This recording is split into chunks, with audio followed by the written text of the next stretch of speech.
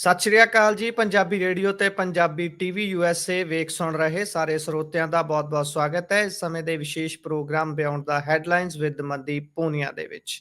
Programme 'ਚ ਦੇਸ਼ ਵਿਦੇਸ਼ ਦੇ ਨਾਲ ਜੁੜੀਆਂ ਹੋਈਆਂ ਅਹਿਮ ਖਬਰਾਂ ਦੇ ਉੱਪਰ ਚਾਨਣਾ ਪਾਈਦਾ ਹੈ ਤੇ ਇਹਨਾਂ ਖਬਰਾਂ ਦਾ ਵਿਸ਼ਲੇਸ਼ਣ ਕਰਨ ਦੇ ਲਈ ਸਾਥ ਹੁੰਦਾ ਹੈ ਸੀਨੀਅਰ ਪੱਤਰਕਾਰ ਮਨਦੀਪ ਪੂਨੀਆ ਜੀ ਦਾ। ਸੋ ਕਰਦੇ ਹਾਂ ਉਹਨਾਂ ਦਾ ਪ੍ਰੋਗਰਾਮ 'ਚ ਸਵਾਗਤ। ਬਹੁਤ-ਬਹੁਤ ਸਵਾਗਤ ਹੈ ਜੀ। ਜੀ ਸ਼ੁਕਰੀਆ। ਸਤਿ ਸ੍ਰੀ ਅਕਾਲ ਗੁਰਪ੍ਰੀਤ। ਸਤਿ ਸ਼੍ਰੀ ਅਕਾਲ ਜੀ। ਸਭ ਤੋਂ ਪਹਿਲੀ ਖਬਰ ਦੇ ਵੱਲ ਚੱਲਦੇ ਹਾਂ। ਆਖਿਰਕਾਰ ਪੰਜਾਬ ਯੂਨੀਵਰਸਿਟੀ ਬਚਾਓ ਮੋਰਚਾ ਵਾਲੇ ਨੌਜਵਾਨਾਂ ਦਾ ਮੋਰਚਾ ਫਤਿਹ ਹੋ ਗਿਆ। ਉਹਨਾਂ ਨੇ ਜਿੱਤ ਹਾਸਲ ਕਰ ਲਈ ਹੈ। ਸੈਨੇਟ ਚੋਣਾਂ ਨੂੰ ਲੈ ਕੇ ਜਿਹੜਾ ਸੰਘਰਸ਼ ਚੱਲ ਰਿਹਾ ਸੀ, ਸੈਨੇਟ ਚੋਣਾਂ ਦਾ ਸ਼ਡਿਊਲ ਜਾਰੀ ਕਰਨ ਨੂੰ ਲੈ ਕੇ, ਉਹ ਜਾਰੀ ਹੋ ਗਿਆ। ਚੋਣਾਂ ਲਈ ਮਨਜ਼ੂਰੀ ਮਿਲ ਗਈ ਹੈ। ਪਾਇਓ ਜਰਾ ਚਾਨਣਾ ਇਸ ਸੰਘਰਸ਼ ਨੂੰ। ਜਦੋਂ ਇਤਿਹਾਸ ਦੇ ਪੰਨਿਆਂ ਦੇ ਉੱਪਰ ਇਹ ਲਿਖਿਆ ਤਾਂ ਗਿਆ ਹੈ, ਪਰ ਜਦੋਂ ਚੇਤੇ ਕੀਤਾ ਜਾਊਗਾ ਤਾਂ ਇਸ ਦੇ ਵਿੱਚੋਂ ਕੀ ਕੀ ਦੇਖਿਆ ਜਾਊਗਾ, ਮੁੱਖ ਅੰਸ਼ ਕੀ ਦੇਖੇ ਜਾਣਗੇ? ਹਾਂਜੀ, ਅੱਜ ਜਿੱਤ ਹਾਸਲ ਹੋਈ ਹੈ ਪੰਜਾਬ ਯੂਨੀਵਰਸਿਟੀ ਬਚਾਓ ਮੋਰਚਾ ਨੂੰ, ਤੇ ਉਹਦੇ ਚ ਸਾਰੀ ਜਥੇਬੰਦੀਆਂ ਸ਼ਾਮਲ ਸੀਗੀਆਂ। ਸੱਤ ਤੋਂ ਲੈ ਕੇ SFS ਹੋਰ ਬਾਕੀ ਦੀਆਂ ਜਿਹੜੀਆਂ ਜਥੇਬੰਦੀਆਂ, NSUI SOI ਪਾਰਟੀ, ਸਾਰੀ ਉਹਦੇ ਚ ਸ਼ਾਮਲ ਸੀਗੀਆਂ।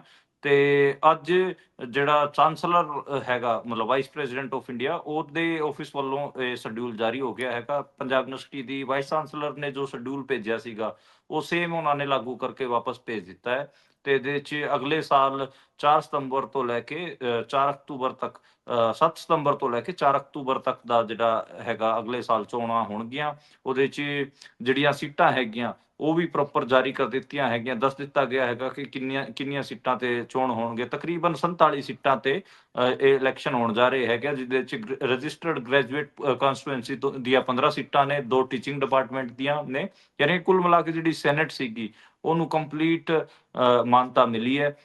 ਵਾਈਸ ਚਾਂਸਲਰ ਨੇ ਜਿਹੜਾ ਭੇਜਿਆ ਸੀਗਾ ਸ਼ਡਿਊਲ, ਉਹਦੇ ਤੇ ਜਿਹੜੇ ਸਰਿਤਾ ਚੌਹਾਨ ਹੈ, under secretary vice president of India ਦੇ ਦਫ਼ਤਰ ਤੋਂ, ਉਹਨਾਂ ਤੋਂ ਸ਼ਡਿਊਲ ਆ ਗਿਆ ਹੈਗਾ। ਤੇ ਵਿਕਟਰੀ ਮਾਰਚ ਕੱਲ ਕੱਢਿਆ ਜਾਊਗਾ। ਸਟੂਡੈਂਟ ਕੱਲ ਵਿਕਟਰੀ ਮਾਰਚ ਕੱਢਣਗੇ। ਹੁਣ ਪੰਜਾਬ ਯੂਨੀਵਰਸਿਟੀ 'ਚ ਬਹੁਤ ਖੁਸ਼ੀ ਦਾ ਮਾਹੌਲ ਹੈ। ਪਟਾਕੇ ਛੱਡੇ ਜਾ ਰਹੇ ਨੇ। ਪਟਾਕਿਆਂ ਤੋਂ ਇਲਾਵੇ ਲੱਡੂ ਵੰਡੇ ਜਾ ਰਹੇ ਨੇ। ਜਿਹੜੀ ਵਿਕਟਰੀ ਸਪੀਚ ਹੁੰਦੀ ਹੈ, ਸਟੂਡੈਂਟ ਲੀਡਰ ਜਿਹੜੇ ਹੈਗੇ ਆ ਉਹ ਵਿਕਟਰੀ ਸਪੀਚਾਂ ਦੇ ਰਹੇ ਨੇ। ਤੇ ਖਾਸਾ ਖੁਸ਼ੀ ਦਾ ਮਾਹੌਲ ਹੈ ਜੀ। ਲਾਈਟਿੰਗ ਵਗੈਰਾ ਤੇ ਹੋਰ ਆਪਾਂ ਕਹਿ ਲਈਏ ਕਿ ਨੱਚਣ ਗਾਣ ਵਾਲਾ, ਡਫਲੀਆਂ ਵੱਜ ਰਹੀਆਂ ਨੇ, ਡੀਜੇ ਤੇ ਗਾਣੇ ਵਜਾਏ ਜਾ ਰਹੇ ਨੇ। ਤੇ ਮਤਲਬ ਇੱਕ ਹਿਸਾਬ ਨਾਲ ਲਾਓ ਕਿ ਜੈਕਾਰੇ ਵੀ ਲੱਗ ਰਹੇ ਨੇ ਲਗਾਤਾਰ।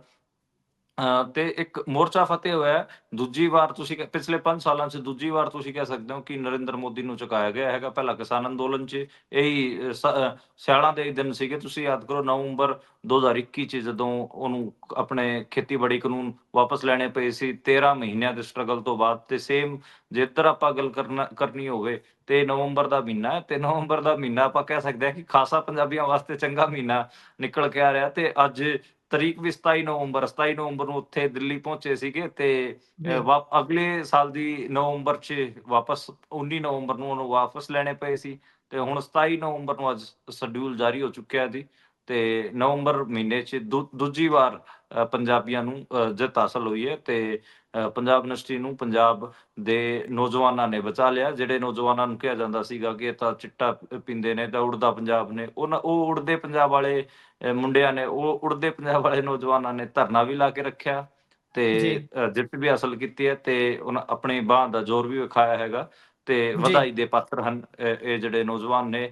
ਉਮੀਦ ਹੈ ਕਿ ਇਹ ਜਿਹੜੇ ਨੌਜਵਾਨ ਅੱਗੇ ਜਾ ਕੇ ਪੰਜਾਬ ਦੀ ਅਗਵਾਈ ਕਰਨ। ਬਹੁਤ ਸੋਹਣੀ ਇਹਨਾਂ ਦੀ ਆਪਾਂ ਕਹਿ ਲਈਏ ਕਿ ਧਰਨਿਆਂ 'ਚ ਸਕੂਲਿੰਗ ਹੋ ਰਹੀ ਹੈ, ਪੋਲੀਟੀਕਲ ਸਕੂਲਿੰਗ ਬਹੁਤ ਸੋਹਣੀ ਹੋ ਰਹੀ ਹੈ। ਤੇ ਉਮੀਦ ਹੈ ਕਿ ਇਹ ਪੰਜਾਬ ਦੇ ਰਾਖੇ ਬਣਨਗੇ। ਜੀ, ਬੜੀ ਚੰਗੀ ਗੱਲ ਹੈ, ਬੜੀ ਵੱਡੀ ਜਿੱਤ ਵੀ ਹੈ। ਤੇ ਬਿਲਕੁਲ ਤੁਸੀਂ ਪੋਲੀਟੀਕਲ ਸਕੂਲਿੰਗ ਵਾਲੀ ਜਿਹੜੀ ਗੱਲ ਕੀਤੀ ਹੈ, ਉਹ ਤਾਂ ਬੇਹੱਦ ਜ਼ਰੂਰੀ ਹੈ, ਕਿਉਂਕਿ ਸਟੂਡੈਂਟ ਚੋਣਾਂ ਕਰਾਈਆਂ ਨਹੀਂ ਜਾਂਦੀਆਂ ਤੇ ਇਸ ਤਰੀਕੇ ਦੇ ਨਾਲ ਇਹੀ ਮੰਨ ਕੇ ਚੱਲਿਆ ਜਾਂਦਾ ਹੈ ਕਿ ਰਾਜੇ ਦਾ ਪੁੱਤ ਅੱਗੇ ਰਾਜਾ ਬਣੇ। ਕੋਈ ਵੀ ਹੋਰ ਵਿਅਕਤੀ ਜਿਹੜਾ ਨਾਨ ਪੋਲੀਟੀਕਲ ਫੈਮਿਲੀ ਤੋਂ ਆਉਂਦਾ ਹੈ, ਉਹ ਨਾ ਤਾਂ ਪੋਲੀਟਿਕਸ ਕਰੇ, ਤੇ ਜੇਕਰ ਉਹ ਪੋਲੀਟਿਕਸ ਕਰਦਾ ਵੀ ਹੈ ਤਾਂ ਉਸਨੂੰ ਇਸ ਕਦਰ ਭੰਡ ਕੇ ਇੱਕ ਪਾਸੇ ਖੁੱਡੇ ਲਾਈਨ ਲਾ ਦਿੱਤਾ ਜਾਂਦਾ ਹੈ ਕਿ ਦੁਬਾਰਾ ਉੱਠਣ ਜੋਗਾ ਨਹੀਂ ਰਹਿੰਦਾ। ਖਾਮੀਆਂ ਹੋਰ ਵੀ ਬਹੁਤ ਸਾਰੀਆਂ ਨੇ, ਪਰ ਇਹ ਇੱਕ ਚੰਗੀ ਪਹਿਲ ਕਦਮੀ ਆਪਾਂ ਆਖ ਸਕਦੇ ਹਾਂ। ਇਸ ਤੋਂ ਅੱਗੇ ਜੇਕਰ ਆਪਾਂ ਚੱਲੀਏ ਤਾਂ ਗੱਲ ਗਵਾਂਢੀ ਮੁਲਕ ਪਾਕਿਸਤਾਨ ਦੀ ਕਰ ਲੈਂਦੇ ਹਾਂ। ਪਾਕਿਸਤਾਨ ਦੇ ਵਿੱਚ ਬਹੁਤ ਸਾਰੇ ਲੋਕਾਂ ਦੇ ਹਰਮਨ ਪਿਆਰੇ ਇਮਰਾਨ ਖਾਨ, ਜਿਸ ਦਾ ਨਾਮ ਟੀਵੀ ਦੇ ਉੱਪਰ ਲੈਣ ਤੱਕ ਦੀ ਮਨਾਹੀ ਹੈ। ਪਾਕਿਸਤਾਨ ਦੇ ਵਿੱਚ ਇਮਰਾਨ ਖਾਨ ਨਾਮ ਬੋਲਣ ਤੋਂ ਵੀ ਲੋਕ ਡਰਦੇ ਨੇ, ਬੇਸ਼ੱਕ ਆਫਲਾਈਨ ਹੋਣ ਬੇਸ਼ੱਕ ਆਨਲਾਈਨ, ਕਿਉਂਕਿ ਇਹੋ ਜਿਹਾ ਸ਼ਿਕੰਜਾ ਕੱਸਿਆ ਹੋਇਆ ਹੈ। ਪਰ ਉਹੀ ਇਮਰਾਨ ਖਾਨ ਨੂੰ ਲੈ ਕੇ ਹੁਣ ਇਹ ਅਫਵਾਹ ਉੱਡ ਰਹੀ ਹੈ ਕਿ ਉਹ ਤਾਂ ਮਰ ਚੁੱਕਿਆ ਹੈ, ਉਸ ਨੂੰ ਜੇਲ੍ਹ ਦੇ ਅੰਦਰ ਕਹਿੰਦੇ ਵੀ ਖੂਫੀਆ ਤਰੀਕੇ ਨਾਲ ਮਾਰ ਦਿੱਤਾ ਗਿਆ ਹੈ। ਕਈ ਤਰ੍ਹਾਂ ਦੀਆਂ ਥਿਊਰੀਆਂ ਚੱਲ ਰਹੀਆਂ ਨੇ, ਪਰ ਸੱਚ ਕੀ ਹੈ ਜੀ? ਦੇਖੋ, ਸੱਚ ਤਾਂ ਆਪਾਂ ਜੇ ਆਫਿਸ ਵਰਜਨਸ ਨੇ, ਸਾਰਿਆਂ ਦੇ ਆਪਣੇ-ਆਪਣੇ ਵਰਜਨਸ ਨੇ। ਪੀਟੀਆਈ ਦੇ ਜਿਹੜੇ ਕਾਰਜਕਰਤਾ ਨੇ, ਉਹ ਲਗਾਤਾਰ ਬੇਚੈਨੀ, ਰੈਸਟਲੈਸਨੈਸ ਉਹਨਾਂ 'ਚ ਵੱਧ ਰਹੀ ਹੈ ਤੇ ਲਗਾਤਾਰ ਸੋਸ਼ਲ ਮੀਡੀਆ ਤੇ ਉੱਥੇ ਖਬਰਾਂ ਤਾਂ ਚੱਲ ਹੀ ਰਹੀਆਂ ਨੇ ਕਿ ਇਮਰਾਨ ਖਾਨ ਜੇਲ੍ਹ 'ਚ ਮਾਰੇ ਜਾ ਚੁੱਕੇ ਹੈ। ਉਹਨਾਂ ਦੇ ਜਿਹੜੇ ਭੈਣ ਜੀ ਨੇ ਅਲੀਮਾ ਖਾਨ, ਉਹ ਵੀ ਲਗਾਤਾਰ ਇਹ ਗੱਲ ਕਹਿ ਰਹੇ ਨੇ ਕਿ ਮੈਂ 3 ਹਫ਼ਤਿਆਂ ਤੋਂ ਇਮਰਾਨ ਖਾਨ ਨੂੰ ਮਿਲਣ ਦੀ ਕੋਸ਼ਿਸ਼ ਕਰ ਰਹੀ ਹਾਂ, ਮੈਨੂੰ ਜੇਲ੍ਹ ਪ੍ਰਸ਼ਾਸਨ ਹੈ ਉਹ ਮਿਲਣ ਨਹੀਂ ਦੇ ਰਿਹਾ। ਤੇ ਉਹ ਜਿਹੜੀ ਰਾਵਲਪਿੰਡੀ ਦੀ ਅਡਿਆਲਾ ਜੇਲ੍ਹ ਹੈ ਉਹਦੇ 'ਚ ਬੰਦ ਨੇ। ਸਾਲ 2023 ਤੋਂ ਹੀ ਉਹ ਅਡਿਆਲਾ ਜੇਲ੍ਹ 'ਚ ਬੰਦ ਹੈਗੇ ਆ ਤੇ ਜੇਲ੍ਹ ਪ੍ਰਸ਼ਾਸਨ ਇਸ ਤੋਂ ਉਲਟ ਦਾਅਵੇ ਕਰ ਰਿਹਾ। ਉਹ ਕਹਿ ਰਿਹਾ ਹੈਗਾ ਕਿ ਜਿਹੜੇ ਇਮਰਾਨ ਖਾਨ ਹੈਗੇ ਆ, ਉਹ ਉਹਨਾਂ ਜਿਹੜੀ ਸਿਹਤ ਹੈ ਉਹਨਾਂ ਦੀ ਚੰਗੀ ਸਿਹਤ ਹੈ ਤੇ ਉਹਨਾਂ ਨੂੰ ਕੁਛ ਨਹੀਂ ਹੋਇਆ ਹੈਗਾ। ਇਹਦੇ 'ਚ ਇਹੀ ਹੈ ਕਿ ਪਰਿਵਾਰ ਨੂੰ ਮਿਲਣ ਦਿੱਤਾ ਜਾਵੇ ਤੇ ਪੀਟੀਆਈ ਦੇ ਜਿਹੜੇ ਸਮਰਥਕ ਗੱਲ ਕਹਿ ਰਹੇ ਨੇ, ਉਹ ਵੀ ਠੀਕ ਹੈ ਕਿ ਬਾਕੀ ਉੱਥੇ ਇੱਕ ਹਲਚਲ ਤਾਂ ਹੈਗੀ ਆ। ਪੀਟੀਆਈ ਦੇ ਸਮਰਥਕ ਲਗਾਤਾਰ ਇਹ ਕਹਿ ਰਹੇ ਨੇ ਕਿ ਜੇ ਇਮਰਾਨ ਖਾਨ ਨੂੰ ਕੁਛ ਵੀ ਹੋਇਆ, ਅਸੀਂ ਬਰਦਾਸ਼ਤ ਨਹੀਂ ਕਰਾਂਗੇ ਤੇ ਲਗਾਤਾਰ ਤੁਸੀਂ ਕਹਿ ਲਓ ਕਿ ਜਿਹੜਾ ਅਡਿਆਲਾ ਜੇਲ੍ਹ ਹੈ ਉਹਦੇ ਬਾਹਰ ਇਕੱਠ ਲਗਾਤਾਰ ਹੋ ਰਹੇ ਨੇ। ਕਾਰਜਕਰਤਾਵਾਂ ਤੋਂ ਲੈ ਕੇ ਉਹਨਾਂ ਦੀ ਭੈਣਾਂ, ਸਾਰਾ ਕੁਛ ਉੱਥੇ ਜਿਹੜਾ ਆਪਾਂ ਕਹਿ ਲਈਏ ਕਿ ਉਹਨਾਂ ਦੇ ਸਮਰਥਕ ਪਹੁੰਚ ਰਹੇ ਨੇ। ਲਾਠੀਚਾਰਜ ਵੀ ਹੋ ਚੁੱਕੇ ਨੇ, ਧਰਨੇ ਤੇ ਵੀ ਬੈਠੇ ਹੋਏ ਨੇ ਤੇ ਲਗਾਤਾਰ ਇਹ ਡਿਮਾਂਡ ਚੱਲ ਰਹੀ ਹੈ ਕਿ ਅਡਿਆਲਾ ਜੇਲ੍ਹ ਦੇ ਬਾਹਰ ਰਾਵਲਪਿੰਡੀ ਦੇ ਵਿੱਚ ਕਿ ਲਗਾਤਾਰ ਇਮਰਾਨ ਖਾਨ ਨੂੰ ਮਿਲਾਇਆ ਜਾਵੇ, ਇਮਰਾਨ ਖਾਨ ਦੀ ਹੈਲਥ ਬੁਲੇਟਿਨ ਜਾਰੀ ਕੀਤਾ ਜਾਵੇ, ਇਮਰਾਨ ਖਾਨ ਨੂੰ ਜਿਹੜੀ ਮਾਰਨ ਦੀ ਸਾਜ਼ਿਸ਼ ਹੈ ਉਹ ਜੇਲ੍ਹ 'ਚ ਕੜੀ ਜਾ ਰਹੀ ਹੈ। ਇਸ ਕਿਸਮ ਦੀਆਂ ਚੀਜ਼ਾਂ ਲਗਾਤਾਰ ਉਸ ਧਰਨਿਆਂ ਤੋਂ ਆ ਰਹੀਆਂ ਨੇ। ਜੀ। ਸੋ ਇਸ ਤੋਂ ਅਗਲੀ ਜੇਕਰ ਆਪਾਂ ਗੱਲ ਕਰੀਏ ਤਾਂ ਗੱਲ ਹਾਂਗਕਾਂਗ ਦੀ ਕਰ ਲੈਂਦੇ ਹਾਂ। ਹਾਂਗਕਾਂਗ ਦੇ ਵਿੱਚ ਪਹਿਲਾਂ ਇੱਕ ਅੱਗ ਲੱਗਦੀ ਹੈ ਇਮਾਰਤਾਂ ਨੂੰ, ਕਹਿੰਦੇ ਵੀ ਉੱਥੇ ਬੈਂਬੂ ਦੀ ਇੱਕ ਪੈੜ ਕੀਤੀ ਹੋਈ ਸੀ ਉਹਨਾਂ ਇਮਾਰਤਾਂ ਦੇ ਆਲੇ ਦੁਆਲੇ। ਉਹ ਅੱਗ ਇੰਨਾ ਵੱਡਾ ਰੂਪ ਧਾਰਨ ਕਰ ਲੈਂਦੀ ਹੈ ਵੀ ਹੁਣ 8 ਬਹੁ ਮੰਜ਼ਿਲਾ ਇਮਾਰਤਾਂ ਇਸ ਦੀ ਭੇਟ ਚੜ ਗਈਆਂ ਨੇ। ਪਿਛਲੇ 77 ਸਾਲਾਂ ਦੇ ਇਤਿਹਾਸ ਦੇ ਵਿੱਚ ਹਾਂਗਕਾਂਗ ਦੇ ਅੰਦਰ ਜੇਕਰ ਵੇਖੀਏ ਤਾਂ ਇਹ ਸਭ ਤੋਂ ਖਤਰਨਾਕ ਅੱਗ ਦੱਸੀ ਜਾ ਰਹੀ ਹੈ। ਕਿੰਨੇ ਲੋਕਾਂ ਦੀ ਮੌਤ ਹੋ ਗਈ ਹੈ ਜੀ ਤੇ ਕੀ ਕੁਝ ਨੁਕਸਾਨ ਹੋ ਗਿਆ ਹੁਣ ਤੱਕ? ਦੇਖੋ, ਹਾਂਗਕਾਂਗ ਕੇ ਤਾਈਪੋ ਸ਼ਹਿਰ ਦੇ ਵਿੱਚ, ਤਾਈਪੋ ਜ਼ਿਲ੍ਹੇ ਦੇ ਵਿੱਚ ਇੱਕ ਰਿਹਾਇਸ਼ੀ ਕੰਪਲੈਕਸ ਸੀ, ਉਹਦੇ 'ਚ ਇਹ ਅੱਗ ਲੱਗੀ ਹੈ ਤੇ ਦੱਸਿਆ ਜਾ ਰਿਹਾ ਹੈਗਾ ਕਿ ਸਭ ਤੋਂ ਵੱਡੀ ਅੱਗ ਹੈ ਪਿਛਲੇ 70-80 ਸਾਲਾਂ 'ਚ। ਇਹ ਸਭ ਤੋਂ ਵੱਡੀ ਅੱਗ ਦੱਸੀ ਜਾ ਰਹੀ ਹੈ। 24 ਘੰਟਿਆਂ ਅੰਦਰ ਬੇਸਿਕਲੀ 8 ਇਮਾਰਤਾਂ ਦੇ ਅੰਦਰ ਇਹ ਅੱਗ ਲੱਗੀ ਸੀ। 5 'ਚ ਕਾਬੂ ਪਾ ਲਿਆ ਗਿਆ ਹੈਗਾ ਤੇ 3 ਇਮਾਰਤਾਂ ਹਜੇ ਵੀ ਜਲ ਰਹੀਆਂ ਨੇ। ਉਹਨਾਂ 'ਚ ਹਜੇ ਵੀ ਜਲਨ ਮਤਲਬ ਆਪਾਂ ਕਹਿ ਲਈਏ ਕਿ ਅੱਗ ਲੱਗੀ ਹੋਈ ਹੈ ਤੇ ਤਕਰੀਬਨ 65 ਲੋਕਾਂ ਦੀ ਡੈਥ ਕਨਫਰਮ ਹੋ ਚੁੱਕੀ ਹੈ। 280 ਜਾਣੇ ਲਾਪਤਾ ਨੇ ਤੇ ਜਿਹੜੇ ਤਕਰੀਬਨ 80 ਦੇ ਆਲੇ ਦੁਆਲੇ ਨਾਗਰਿਕ ਏਦਾਂ ਦੇ ਹੈਗੇ ਆ ਜਿਹੜੇ ਗੰਭੀਰ ਤੌਰ ਤੇ ਜ਼ਖਮੀ ਹੋਏ ਨੇ। ਉਹਨਾਂ ਨੂੰ ਹਸਪਤਾਲਾਂ 'ਚ ਲੈ ਕੇ ਜਾਇਆ ਗਿਆ ਹੈਗਾ। ਲਗਾਤਾਰ ਉੱਥੇ ਜਿਹੜੇ ਆਪਾਂ ਕਹਿ ਲਈਏ ਕਿ ਅੱਗ ਨੂੰ ਬੁਝਾਉਣ ਵਾਸਤੇ ਉੱਥੋਂ ਦੇ ਪ੍ਰਸ਼ਾਸਨ ਲੱਗਿਆ ਹੋਇਆ ਹੈ। ਸਟਾਇਰੋਫਾਰਮ ਕਰਕੇ ਇਹ ਜਿਹੜਾ ਅੱਗ ਹੈ ਇਹ ਬਹੁਤ ਤੇਜ਼ੀ ਨਾਲ ਫੈਲੀ ਹੈ ਤੇ ਇਹਦੇ 'ਚ ਲਗਾਤਾਰ ਇਹਨਾਂ ਰਿਹਾਇਸ਼ੀ ਬਿਲਡਿੰਗਾਂ ਨੂੰ ਆਪਾਂ ਕਹਿ ਲਈਏ ਕਿ ਅੱਗ ਕਾਬੂ ਕਰਨ ਵਾਸਤੇ ਉੱਥੇ ਲੋਕ ਲੱਗੇ ਹੋਏ ਨੇ, ਉਹਨਾਂ ਦਾ ਪ੍ਰਸ਼ਾਸਨ ਲੱਗਿਆ ਹੋਇਆ। ਪਰ ਬਹੁਤ ਨੁਕਸਾਨ ਹੋਇਆ ਗਾ। ਜਿਹੜੇ 280 ਲੋਕ ਲਾਪਤਾ ਨੇ, ਇਹਨਾਂ 'ਚੋਂ ਮੰਨਿਆ ਜਾ ਰਿਹਾ ਹੈਗਾ ਕਿ ਜ਼ਿਆਦਾ ਤਰ੍ਹਾਂ ਦੀ ਡੈਥ ਹੋਈ ਮਿਲੂਗੀ ਕਿਉਂਕਿ ਅਸੀਂ ਵਿਜ਼ੂਅਲਸ ਦੇਖ ਰਹੇ ਸੀਗੇ। ਜਿਸ ਹਿਸਾਬ ਨਾਲ ਖਿੜਕੀਆਂ ਤੋਂ ਅੱਗ ਨਿਕਲ ਕੇ ਆ ਰਹੀ ਸੀ, ਸੇਕ ਨਿਕਲ ਰਿਹਾ ਸੀ, ਸਮਝ ਨਹੀਂ ਆ ਰਿਹਾ ਸੀਗਾ ਕਿ ਸ਼ਾਇਦ ਹੀ ਕੋਈ ਮਤਲਬ ਬਹੁਤ ਘੱਟ ਲੋਕ ਬਚਣਗੇ। ਜੋ ਬੇਹੱਦ ਦਰਦਨਾਕ ਇਹ ਹਾਦਸਾ ਹੈ, ਬੇਹੱਦ ਕਹਿ ਲਈਏ ਵੀ ਡਰਾਉਣ ਵਾਲੀਆਂ ਤਸਵੀਰਾਂ ਅਸੀਂ ਦੇਖ ਰਹੇ ਸੀ। ਇੱਕ ਪੱਤਰਕਾਰ, ਇੱਕ ਫੋਟੋਗ੍ਰਾਫਰ, ਜਰਨਲਿਸਟ ਵੀ ਉਸ ਨੂੰ ਦੇਖ ਕੇ ਦੰਗ ਰਹਿ ਜਾਂਦਾ ਹੈ। ਉਸਦੇ ਰੋਂਦੇ ਦੀਆਂ ਤਸਵੀਰਾਂ ਬੜੀਆਂ ਵਾਇਰਲ ਹੋ ਰਹੀਆਂ ਨੇ। ਇਸ ਤੋਂ ਅੱਗੇ ਜੇਕਰ ਚੱਲੀਏ ਤਾਂ ਸੁਪਰੀਮ ਕੋਰਟ ਨੇ ਯੂਟਿਊਬਰਸ ਨੂੰ ਇੱਕ ਕੰਮ ਕਰਨ ਲਈ ਕਿਹਾ, ਫੰਡ ਚੁਟਾਉਣ ਲਈ ਕਿਹਾ। ਇਹ ਕਿਉਂ ਆਖੀ ਗਈ ਹੈ ਜੀ ਇਹ ਗੱਲ ਯੂਟਿਊਬਰਸ ਨੂੰ ਏਦਾਂ ਸਿੱਧਾ ਸੁਪਰੀਮ ਕੋਰਟ ਦੇ ਵੱਲੋਂ ਇਹ ਗੱਲ ਕਹੀ ਜਾਣੀ, ਇਸ ਨੂੰ ਕਿਵੇਂ ਦੇਖਦੇ ਹੋ? ਦੇਖੋ ਜਿਹੜੇ ਸਮੈਰਨਾ ਨਾਂ ਦੇ ਇੱਕ ਤੁਹਾਨੂੰ ਪਤਾ ਹੀ ਹੋਊਗਾ ਕਿ YouTube ਕੰਟੈਂਟ ਕ੍ਰੀਏਟਰ ਹੈਗੇ ਆ, ਉਹ ਆਪਣੇ ਆਪ ਨੂੰ ਸਟੈਂਡ ਅਪ ਕਾਮੇਡੀਅਨ ਦੱਸਦੇ ਨੇ। ਉਹਨਾਂ ਨੇ ਇੱਕ ਸ਼ੋਅ ਸ਼ੁਰੂ ਕੀਤਾ ਸੀ ਇੰਡੀਆਜ਼ ਗੋਟ ਟੈਲੈਂਟ। ਉਹਦੇ 'ਚ ਉਹਨਾਂ ਨੇ ਜਿਹੜੇ ਫਿਜ਼ੀਕਲ ਡਿਸੇਬਲਡ ਲੋਕ ਨੇ, ਜਿਨ੍ਹਾਂ ਨੂੰ ਦਿਵਿਆਂਗ ਕਿਹਾ ਜਾਂਦਾ ਗਾ, ਉਹਨਾਂ ਦੇ ਆਪਾਂ ਕਹਿ ਲਈਏ ਕਿ ਉਹਨਾਂ ਦਾ ਮਜ਼ਾਕ ਉਡਾਇਆ ਸੀਗਾ। ਉਸ ਤੋਂ ਬਾਅਦ ਹੀ ਸੁਪਰੀਮ ਕੋਰਟ 'ਚ ਕਿਸੇ ਨੇ ਇੱਕ ਮੁਕੱਦਮਾ ਦਾਇਰ ਕਰਤਾ ਸੀਗਾ। ਉਹਦੇ 'ਚ ਸੁਣਵਾਈ ਹੋ ਰਹੀ ਸੀ ਤੇ ਫਿਰ ਇਹ ਕਿਹਾ ਹੈਗਾ ਕਿ ਇੱਕ ਤਾਂ ਸੁਪਰੀਮ ਕੋਰਟ ਨੇ 2-3 ਚੀਜ਼ਾਂ ਕਹੀਆਂ ਨੇ। ਇੱਕ ਤਾਂ ਇਹ ਸਜ਼ਾ ਸੁਣਾਈ ਹੈ ਕਿ ਜਿਹੜੇ ਫਿਜ਼ੀਕਲੀ ਡਿਸੇਬਲਡ ਲੋਕ ਹੈਗੇ ਆ, ਉਹਨਾਂ ਵਾਸਤੇ ਚੰਦਾ ਕਰਨਗੇ ਜਿਹੜੇ ਇਹ ਸਟੈਂਡ ਅਪ ਕਾਮੇਡੀਅਨ ਸੀ ਸਮੈਰਾਨਾ ਹੋਰੀ, ਉਹਨਾਂ ਦੀ ਆਪਾਂ ਕਹਿ ਲਈਏ ਕਿ ਮਦਦ ਵਾਸਤੇ। ਦੂਜਾ, ਉਹਨਾਂ ਦੀ ਜਿਹੜੀ ਸਫਲਤਾਵਾਂ ਦੀਆਂ ਜਿਹੜੀ ਪੋਜ਼ਿਟਿਵ ਸਟੋਰੀਜ਼ ਹੈਗੀਆਂ, ਉਹ ਆਪਣੇ ਪਲੇਟਫਾਰਮ ਤੇ ਦਿਖਾਣਗੇ। ਤੇ ਤੀਜਾ, ਉਹਨਾਂ ਨੇ ਕੇਂਦਰ ਸਰਕਾਰ ਨੂੰ, ਸੁਪਰੀਮ ਕੋਰਟ ਨੇ ਕੇਂਦਰ ਸਰਕਾਰ ਨੂੰ ਵੀ ਕਿਹਾ ਹੈਗਾ ਕਿ ਇਹ ਜਿਹੜਾ ਕੰਟੈਂਟ ਅਸੀਂ ਦੇਖਿਆ ਬਹੁਤ ਜ਼ਿਆਦਾ ਅਡਲਟ ਸੀਗਾ, ਬਹੁਤ ਖਰਾਬ ਸੀਗਾ। ਇਹਦੇ ਵਾਸਤੇ 1 ਮਹੀਨੇ ਅੰਦਰ, 4 ਹਫ਼ਤਿਆਂ ਅੰਦਰ ਰੈਗੂਲੇਸ਼ਨਸ ਬਣਾਈਆਂ ਜਾਣ। ਜਿਵੇਂ SC ST ਐਕਟ ਵਾਸਤੇ ਰੈਗੂਲੇਸ਼ਨਸ ਬਣੀਆਂ ਹੋਈਆਂ ਨੇ, ਤੇ ਇਹਦੇ ਵਾਸਤੇ ਵੀ ਜਿਹੜਾ ਰੈਗੂਲੇਸ਼ਨਸ ਹੈਗੀਆਂ, ਇਹ ਬਣਾਈਆਂ ਜਾਣ।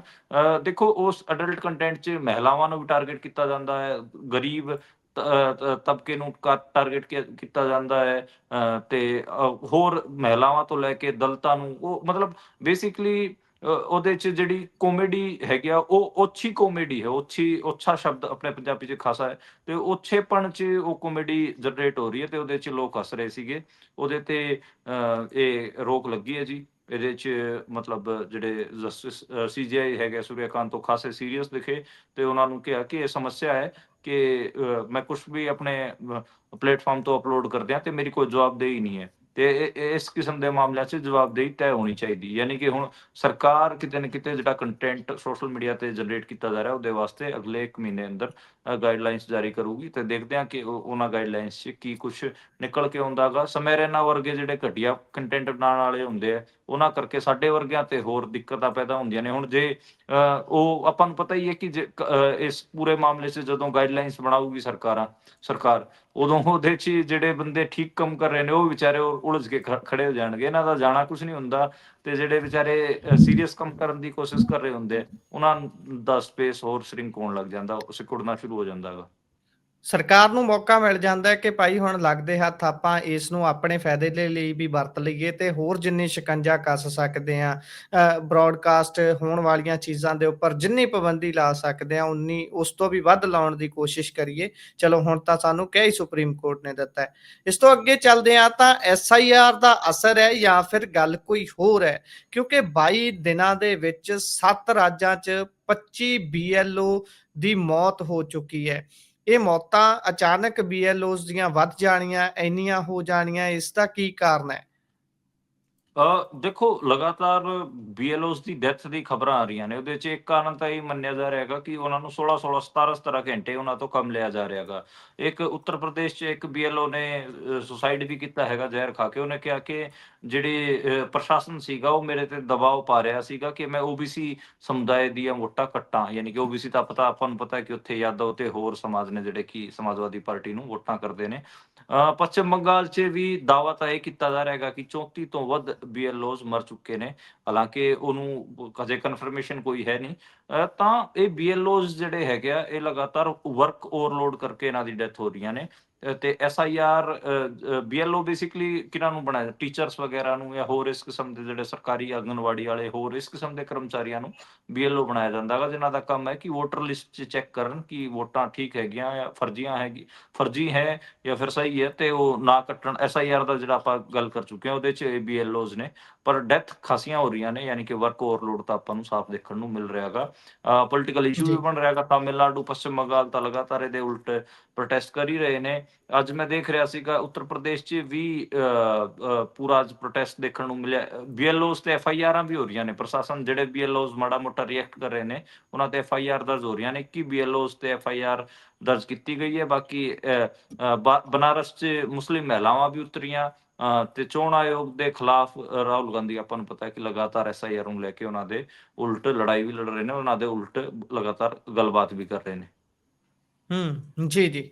ਇਸ ਤੋਂ ਅੱਗੇ ਜੇਕਰ ਚੱਲੀਏ ਤਾਂ ਗੱਲ ਖਡੂਰ ਸਾਹਿਬ ਤੋਂ ਐਮਪੀ ਅੰਮ੍ਰਿਤਪਾਲ ਸਿੰਘ ਹੁਣਾਂ ਦੇ ਬਾਬਤ ਕਰ ਲੈਂਦੇ ਹਾਂ।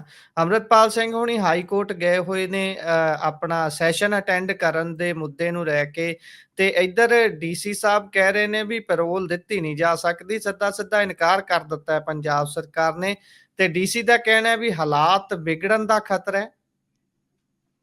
ਦੇਖੋ, ਐਮਪੀ ਖਡੂਰ ਸਾਹਿਬ ਅੰਮ੍ਰਿਤਪਾਲ ਸਿੰਘ ਜਿਹੜੇ ਹੈਗੇ ਆ, ਉਹਨਾਂ ਦੇ ਪਿਤਾ ਤਰਸੇਮ ਸਿੰਘ ਹੋਣਾ ਨੇ ਇੱਕ ਪਟੀਸ਼ਨ ਦਾਇਰ ਕੀਤੀ ਸੀ Punjab and Haryana high court 'ਚ। ਉਹਨਾਂ ਨੇ ਕਿਹਾ ਸੀਗਾ ਕਿ ਜਿਹੜਾ ਵਿੰਟਰ ਸੈਸ਼ਨ ਸ਼ੁਰੂ ਹੋ ਰਿਹਾ ਹੈਗਾ 1 ਦਸੰਬਰ ਤੋਂ, ਤੇ 19 ਦਸੰਬਰ ਤੱਕ ਇਹ ਸੈਸ਼ਨ ਚੱਲੂਗਾ। ਉਹਦੇ 'ਚ ਐਮਪੀ ਅੰਮ੍ਰਿਤਪਾਲ ਸਿੰਘ ਨੂੰ ਜਿਹੜਾ ਸੈਸ਼ਨ ਹੈ, ਪਾਰਲੀਮੈਂਟ ਸੈਸ਼ਨ, ਉਹਨੂੰ ਅਟੈਂਡ ਕਰਨ ਦੀ ਇਜਾਜ਼ਤ ਦਿੱਤੀ ਜਾਵੇ, ਤੇ ਉਸ ਵਾਸਤੇ ਟੈਂਪਰਰੀ ਬੇਲ ਮੰਗੀ ਗਈ ਸੀ। 19 ਦਿਨਾਂ ਵਾਸਤੇ ਬੇਲ ਮੰਗੀ ਗਈ ਸੀ। ਉਹਨੂੰ ਲੈ ਕੇ ਜਿਹੜਾ Punjab and Haryana high court ਸੀਗਾ, ਉਹਨੇ ਪੰਜਾਬ ਸਰਕਾਰ ਨੂੰ ਜਵਾਬ ਦਾਖਲ ਕਰਨ ਵਾਸਤੇ ਕਿਹਾ ਸੀਗਾ ਕਿ 1 ਹਫ਼ਤੇ ਅੰਦਰ ਜਿਹੜਾ ਉੱਥੋਂ ਦਾ ਲੋਕਲ ਪ੍ਰਸ਼ਾਸਨ ਹੈ ਉਹ ਫੈਸਲਾ ਲਵੇ। ਉਹਦੇ 'ਚ ਫਿਰ ਡੀਸੀ ਅੰਮ੍ਰਿਤਸਰ ਵੀ ਸੀਗਾ, ਤੇ ਉਹਨਾਂ ਨੇ ਫਿਰ ਇਹ ਕਿਹਾ ਹੈਗਾ ਕਿ ਅਸੀਂ ਜਿਹੜੀ ਇਹ ਇਜਾਜ਼ਤ ਹੈ ਇਹ ਨਹੀਂ ਦੇ ਸਕਦੇ ਟੈਂਪਰਰੀ ਬੇਲ ਦੀ, ਤੇ ਜਿਹੜਾ ਇਹ ਸੈਸ਼ਨ ਹੈ ਇਹ ਅਟੈਂਡ ਕਰਨ ਦੀ ਇਜਾਜ਼ਤ ਨਹੀਂ ਦੇ ਸਕਦੇ। ਉਹਦੇ ਕਰਕੇ ਪੰਜਾਬ 'ਚ ਮਾਹੌਲ ਵਿਗੜ ਸਕਦਾ ਹੈਗਾ, ਤੇ ਕਿਤੇ ਨਾ ਕਿਤੇ ਮਾਹੌਲ ਵਿਗੜਨ ਦੀ ਵਜ੍ਹਾ ਕਰਕੇ ਅਸੀਂ ਇਹ ਜਿਹੜੀ ਇੰਟਰਿਮ ਬੇਲ ਹੈ ਇਹ ਨਹੀਂ ਦੇ ਸਕਦੇ, ਇਜਾਜ਼ਤ ਨਹੀਂ ਦੇ ਸਕਦੇ। ਹੁਣ ਦੇਖਦੇ ਹਾਂ ਇਹਦੇ 'ਚ ਕਿ ਕੋਰਟ 'ਚ ਕੀ ਆਪਾਂ ਕਹਿ ਲਈਏ ਕਿ ਕੋਰਟ ਦਾ ਕੀ ਰੁਖ ਰਹੂਗਾ। ਕੋਰਟ ਜਿਹੜਾ ਪ੍ਰਸ਼ਾਸਨ ਵੱਲੋਂ ਜਿਹੜਾ ਫੈਸਲਾ ਲਿਆ ਗਿਆ ਉਹਨੂੰ ਐਕਸੈਪਟ ਕਰੂਗਾ, ਜਾਂ ਉਹਦੇ ਉਲਟ ਕੋਈ ਫੈਸਲਾ ਸੁਣਾਊਗਾ, ਤਾਂ ਆਉਣ ਵਾਲੇ ਦਿਨਾਂ 'ਚ ਪਤਾ ਲੱਗੂਗਾ। ਬਾਕੀ ਜਿਹੜੇ ਇੰਜੀਨੀਅਰ ਰਸ਼ੀਦ ਵਾਲਾ ਮਾਮਲਾ ਹੈਗਾ, ਉਹਦੇ 'ਚ ਵੀ ਉਹ UAPA ਦੇ ਕੇਸਾਂ 'ਚ ਬੰਦ ਹੈਗੇ ਆ, ਤੇ ਉਹਨਾਂ ਨੂੰ ਜਦੋਂ ਉਹ ਪਿਛਲੇ ਵਾਰ ਦਾ ਤੁਸੀਂ ਸੈਸ਼ਨ ਯਾਦ ਕਰੋ, ਪਾਰਲੀਮੈਂਟ ਸੈਸ਼ਨ, ਉਹਦੇ 'ਚ ਉਹਨਾਂ ਨੂੰ ਇੰਟਰਿਮ ਬੇਲ ਦਿੱਤੀ ਗਈ ਸੀਗੀ। ਉਹ ਪੁਲਿਸ ਦੀ ਪ੍ਰੋਟੈਕਸ਼ਨ 'ਚ ਗਏ ਸੀ, ਪਾਰਲੀਮੈਂਟ 'ਚ ਬੋਲੇ ਵੀ ਸੀਗੇ। ਤੇ ਮੈਨੂੰ ਲੱਗਦਾ ਗਾ ਜੀ। ਕਿ ਅੰਮ੍ਰਿਤਪਾਲ ਸਿੰਘ ਨੂੰ ਵੀ ਜਿਹੜੀ ਟੈਂਪਰਰੀ ਇੰਟਰਿਮ ਬੇਲ ਦਿੱਤੀ ਜਾ ਸਕਦੀ ਹੈਗੀ, ਤੇ ਉਹਨਾਂ ਨੂੰ ਪਾਰਲੀਮੈਂਟ ਸੈਸ਼ਨ ਤਾਂ ਅਟੈਂਡ ਕਰਨ ਦੇਣਾ ਚਾਹੀਦਾ, ਕਿਉਂਕਿ ਆਪਾਂ ਨੂੰ ਪਤਾ ਪੰਜਾਬ 'ਚ ਸਭ ਤੋਂ ਵੱਧ ਵੋਟਾਂ ਤੋਂ ਜਿੱਤੇ ਸੀਗੇ ਐਮਪੀ ਅੰਮ੍ਰਿਤਪਾਲ ਸਿੰਘ, ਤੇ ਲਾਰਜੈਸਟ ਵੋਟਸ ਨਾਲ ਜਿੱਤੇ ਸੀਗੇ। ਖਡੂਰ ਸਾਹਿਬ ਦੇ ਤਕਰੀਬਨ 20 ਲੱਖ ਵੋਟਰਾਂ ਦੀ ਉਹ ਨੁਮਾਇੰਦਗੀ ਕਰ ਰਹੇ ਨੇ, ਤੇ ਏਦਾਂ ਕਰ ਤਾਂ ਰਹੇ ਨਹੀਂ ਨੇ। ਕਰਨਾ ਚਾਹੀਦਾ। ਤੇ ਮੈਨੂੰ ਲੱਗਦਾ ਹੈ ਕਿ ਲੋਕਾਂ ਦੀ ਆਵਾਜ਼ ਸੰਸਦ 'ਚ ਜਾਣੀ ਚਾਹੀਦੀ। ਤਰਸੇਮ ਸਿੰਘ ਕਹਿ ਰਹੇ ਹੈਗੇ ਕਿ ਤਰਸੇਮ ਸਿੰਘ ਨੇ ਆਰੋਪ ਲਗਾਇਆ ਹੈਗਾ ਕਿ ਸਿੱਖਾਂ ਦੀ ਆਵਾਜ਼ ਦਬਾਉਣ ਕਰਕੇ ਹੀ ਇਹ ਜਿਹੜੀ ਸਰਕਾਰ ਹੈ ਇਹ ਸਾਰਾ ਕੁਝ ਕਰ ਰਹੀ ਹੈ। ਜਿਹੜੇ ਤੁਹਾਨੂੰ ਯਾਦ ਹੋਊਗਾ ਪਿਛਲੀ ਵਾਰ ਜਦੋਂ ਆਪਾਂ ਬੁਲੇਟਿਨ 'ਚ ਖਬਰ ਲਈ ਸੀਗੀ, ਜਦੋਂ ਪਟੀਸ਼ਨ ਉਹਨਾਂ ਦੇ ਪਿਤਾ ਨੇ ਪਾਈ ਸੀ, ਉਦੋਂ ਜਿਹੜੇ RS ਬੈਂਸ ਵਕੀਲ ਸਾਹਿਬ ਸੀ, ਉਹਨਾਂ ਤੋਂ ਜੱਜ ਨੇ ਪੁੱਛਿਆ ਵੀ ਸੀਗਾ, ਸੀਲ ਨਾਗੂ ਸ਼ਾਇਦ ਉਹ ਜੱਜ ਸੀਗੇ, ਉਹਨਾਂ ਨੇ ਕਿਹਾ ਸੀਗਾ ਕਿ ਕਿਸ ਕਿਸਮ ਦੇ ਸਵਾਲ ਅੰਮ੍ਰਿਤਪਾਲ ਸਿੰਘ ਰੇਜ਼ ਕਰਨਗੇ, ਤਾਂ ਉਸ ਟਾਈਮ RS ਬੈਂਸ ਨੇ ਕਿਹਾ ਸੀਗਾ ਕਿ ਪੰਜਾਬ 'ਚ ਹੜ੍ਹ ਆਏ ਨੇ, ਉਹਨਾਂ ਦਾ ਇਲਾਕਾ ਵੀ ਪ੍ਰਭਾਵਿਤ ਰਿਹਾ, ਉਹ ਆਪਣੇ ਲੋਕਾਂ ਦੀ ਗੱਲ ਰੱਖਣਗੇ, ਹੋਰ ਵੀ 2-4 ਸਵਾਲ ਚੁੱਕਣਗੇ। ਤਾਂ ਮਤਲਬ ਦੇਖੋ, ਜਿਹੜੇ ਉਹਨਾਂ ਦੇ ਇਲਾਕੇ ਦੇ, ਅੰਮ੍ਰਿਤਪਾਲ ਸਿੰਘ ਦੇ ਇਲਾਕੇ ਦੇ ਲੋਕ ਚੀਜ਼ਾਂ ਫੇਸ ਕਰ ਰਹੇ ਨੇ, ਉਹਨਾਂ ਨੂੰ ਕੋਈ ਪਾਰਲੀਮੈਂਟ 'ਚ ਚੱਕਣ ਵਾਲਾ ਹੈ ਹੀ ਨਹੀਂ, ਕਿਉਂਕਿ ਉਹਨਾਂ ਨੂੰ ਬੇਲ ਹੀ ਨਹੀਂ ਦਿੱਤੀ ਜਾ ਰਹੀ, ਬਾਹਰ ਹੀ ਨਹੀਂ ਕੱਢਿਆ ਜਾ ਰਿਹਾ। ਜੀ। ਤਾਂ ਇਹ ਗੱਲ ਹੈ ਜੀ। ਬਾਕੀ ਦੇਖੋ ਕਿਵੇਂ ਚੀਜ਼ਾਂ ਅੱਗੇ ਵਧਣਗੀਆਂ। ਹਾਈ ਕੋਰਟ ਨੇ ਹਜੇ 3 ਤਰਕ ਦਿੱਤੇ ਨੇ, ਉਹਦੇ 'ਚ ਜ਼ਿਲ੍ਹਾ ਮੈਜਿਸਟ੍ਰੇਟ ਨੂੰ ਆਵੇਦਨ ਕਰਨ ਵਾਸਤੇ ਵੀ ਕਿਹਾ, ਤੇ ਦੇਖਦੇ ਹਾਂ ਮਤਲਬ ਇਹਦੇ 'ਚ ਕੀ ਚੀਜ਼ਾਂ ਬਣਨਗੀਆਂ। ਹਜੇ ਮਤਲਬ 4-5 ਦਿਨ ਦਾ ਟਾਈਮ ਹੈਗਾ, ਕੀ ਪਤਾ 1 ਦਸੰਬਰ ਤੱਕ ਖੁਸ਼ਖਬਰੀ ਆ ਜਾਵੇ ਤੇ ਅੰਮ੍ਰਿਤਪਾਲ ਸਿੰਘ ਹੋਣਾ ਨੂੰ ਪਾਰਲੀਮੈਂਟ 'ਚ ਸ਼ਾਮਿਲ ਹੋਣ ਦਿੱਤਾ ਜਾਵੇ। ਕੋਰਟ ਤੇ ਹੁਣ ਸਾਰਾ ਕੁਝ ਰਹਿ ਗਿਆ ਹੈਗਾ। ਪੰਜਾਬ ਸਰਕਾਰ ਨੇ ਤੇ ਅੰਮ੍ਰਿਤਸਰ ਦੇ ਪ੍ਰਸ਼ਾਸਨ ਨੇ ਤਾਂ ਆਪਣਾ ਕਲੀਅਰ ਕਰਤਾ ਹੈ ਕਿ ਉਹ ਤਾਂ ਪੈਰੋਲ ਦੇਣ ਦੇ ਹੱਕ 'ਚ ਹੈ ਨਹੀਂ। ਜੀ। ਅਗਲੀ ਗੱਲ ਜੇਕਰ ਕਰੀਏ ਤਾਂ ਭਾਜਪਾ ਦੇ ਆਗੂ ਸ਼ਿਵਰਾਜ ਸਿੰਘ ਚੌਹਾਨ ਹੁਣੀ ਪੰਜਾਬ ਦੀ ਮਨਰੇਗਾ ਦੇ ਵਿੱਚ ਗੜਬੜੀਆਂ ਦੀ ਸ਼ੰਕਾ ਜਤਾ ਰਹੇ ਨੇ। ਕਹਿੰਦੇ ਵੀ ਇਹਦੀ ਜਾਂਚ ਹੋਊਗੀ, ਤੇ ਨਾਲ ਦੀ ਨਾਲ ਮੰਤਰੀ ਸਾਹਿਬ ਇਹ ਵੀ ਕਹਿੰਦੇ ਨੇ ਵੀ ਜਿਹੜਾ ਹੜ੍ਹ ਆਇਆ ਹੈ, ਉਸ ਨੂੰ ਲੈ ਕੇ 420 ਕਰੋੜ ਦਿੱਤੇ ਗਏ ਨੇ, ਤੇ ਆਮ ਆਦਮੀ ਪਾਰਟੀ ਦੀ ਸਰਕਾਰ ਨੇ ਉਸ ਦਾ ਯੂਟਿਲਾਈਜੇਸ਼ਨ ਸਰਟੀਫਿਕੇਟ ਤੱਕ ਨਹੀਂ ਭੇਜਿਆ। ਦੇਖੋ, ਜਿਹੜੇ ਕੇਂਦਰੀ ਖੇਤੀਬਾੜੀ ਮੰਤਰੀ ਅਤੇ ਪੇਂਡੂ ਵਿਕਾਸ ਮੰਤਰੀ ਜਿਹੜੇ ਸ਼ਿਵਰਾਜ ਸਿੰਘ ਚੌਹਾਨ ਹੈ, ਉਹ ਪੰਜਾਬ 'ਚ ਆਏ ਹੋਏ ਨੇ, ਤੇ ਲਗਾਤਾਰ ਉਹਨਾਂ ਦੀ ਯਾਤਰਾ ਨਾ ਵਿਵਾਦਾਂ ਦਾ ਕਾਰਨ ਬਣ ਰਹੀ ਹੈ। ਉਹਦੇ 'ਚ ਭਗਵੰਤ ਮਾਨ ਹੋਰੀ ਤੇ ਆਮ ਆਦਮੀ ਪਾਰਟੀ ਲਗਾਤਾਰ ਆਰੋਪ ਲਾ ਰਹੀ ਹੈ ਕਿ ਹੜ੍ਹਾਂ ਵਾਸਤੇ ਜਿਹੜਾ ਤੁਸੀਂ ਸਾਨੂੰ ਪੈਸੇ ਦਾ ਐਲਾਨ ਕਰਕੇ ਗਏ ਸੀ, ਉਹਦਾ ਸ਼ਗਨ ਤਾਂ ਭੇਜ ਦਿਓ, ਹਜੇ ਤੱਕ ਪੈਸੇ ਨਹੀਂ ਭੇਜੇ।